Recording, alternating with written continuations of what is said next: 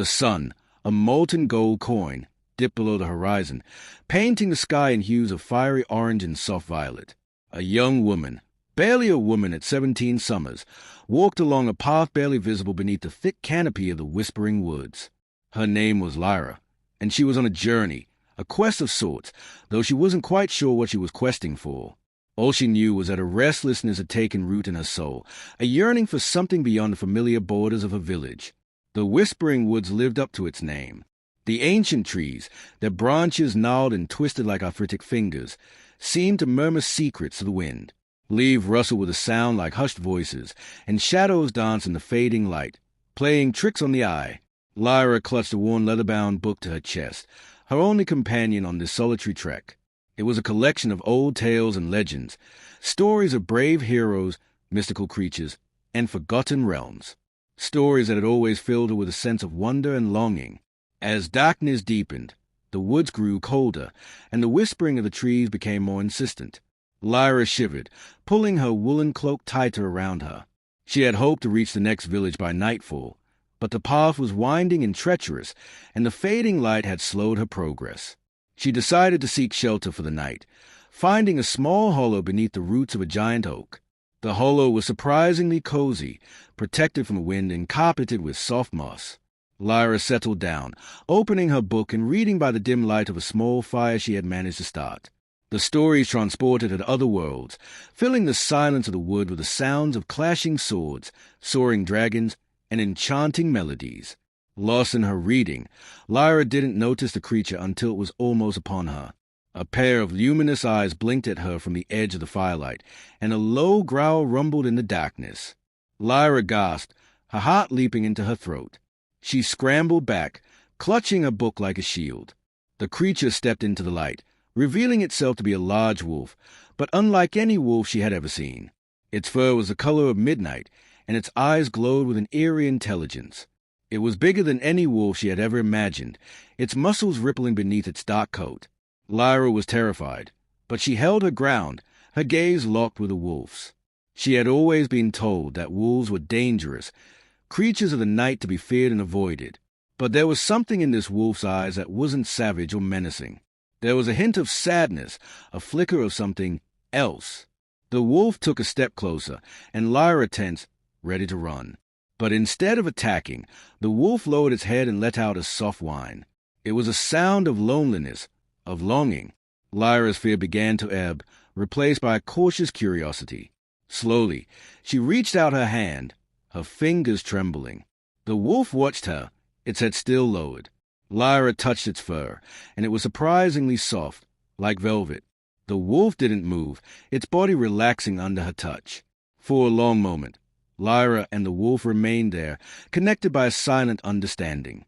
Lyra felt a strange sense of kinship with the creature, a feeling that she wasn't alone in this strange and mysterious place. Finally, the wolf lifted its head and looked at her, its luminous eyes seeming to ask a question. Then, it turned and disappeared into the darkness of the woods, leaving Lyra alone once more. Lyra watched it go, her heart filled with a mixture of wonder and confusion. What was that creature? And what did it want? She didn't know, but she knew that she would never forget the encounter. It was as if the whispering woods itself had revealed a secret to her, a secret that she was now determined to uncover. Lyra continued her journey through the whispering woods, the memory of the midnight wolf fueling her curiosity. She delved deeper into the woods, venturing off the beaten path, following faint trails that seemed to beckon her onward. The woods grew denser, the trees taller, and the air thicker with a scent of damp earth and ancient magic. Days turned into weeks, and Lyra's supplies began to dwindle. She foraged for berries and nuts, and she learned to identify edible plants from the illustrations in her book.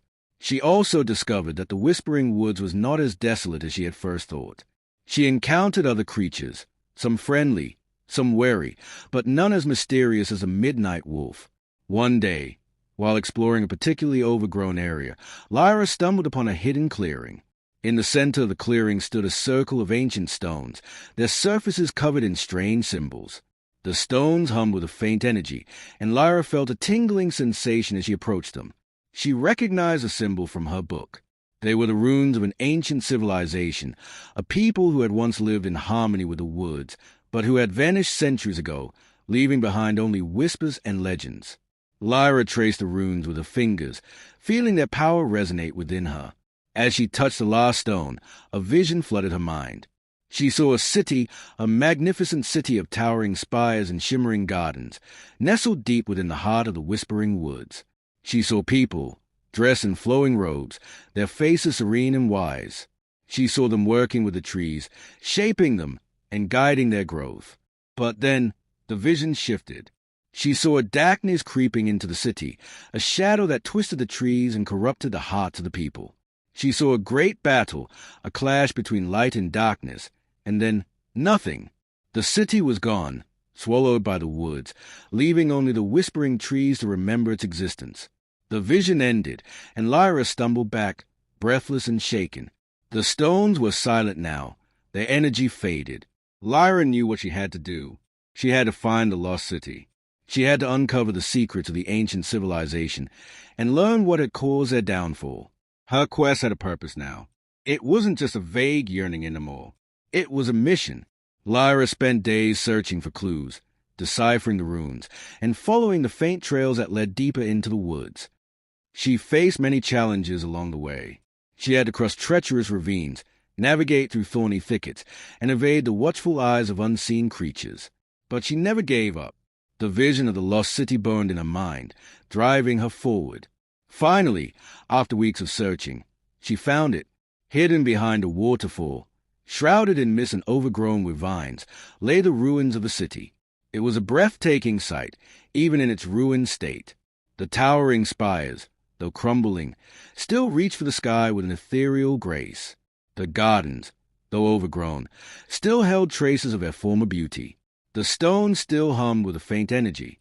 Lyra stepped into the city, her heart filled with awe and sadness. She walked through the ruined streets, imagining what it must have been like when the city was alive.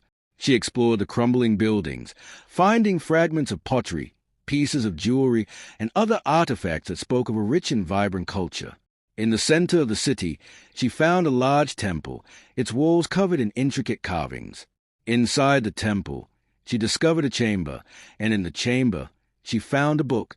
It was written in the ancient language of the city, but Lyra, thanks to her own book of tales, could understand it. The book told the story of the city, from its glorious beginnings to its tragic end.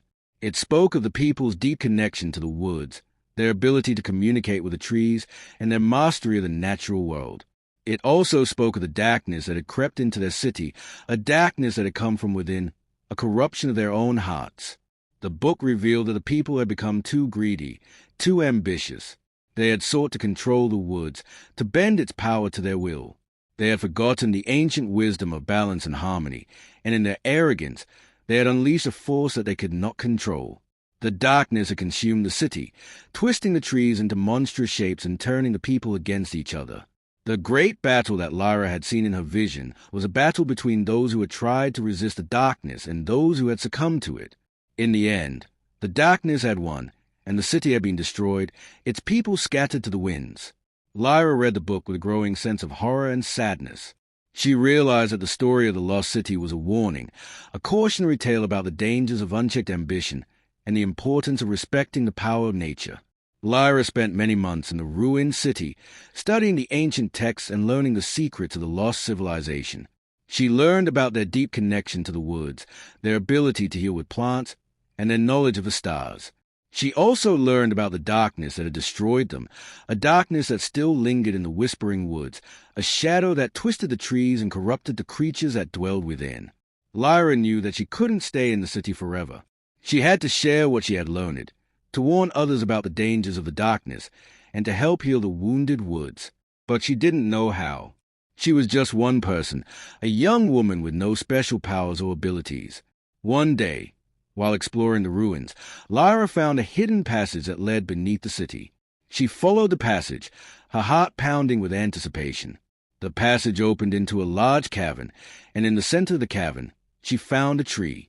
But this was no ordinary tree. It was a tree of pure light, its branches reaching up like glowing fingers, its leaves shimmering like emeralds. The tree pulsed with powerful energy, a life force that filled the cavern with warmth and light. Lyra recognized the tree from the ancient texts. It was the heart of the woods, the source of all life and magic in the Whispering Woods. It was said to be the only thing that could hold back the darkness, the only thing that could heal the wounded woods. Lyra approached the tree, her hand outstretched. As she touched its bark, a voice echoed in her mind. It was a voice of ancient wisdom, a voice of the woods itself. "You have come," the voice said. "We have been waiting for you." Lyra was startled, but not afraid. She had come to trust the magic of the Whispering Woods. "Who are you?" she asked.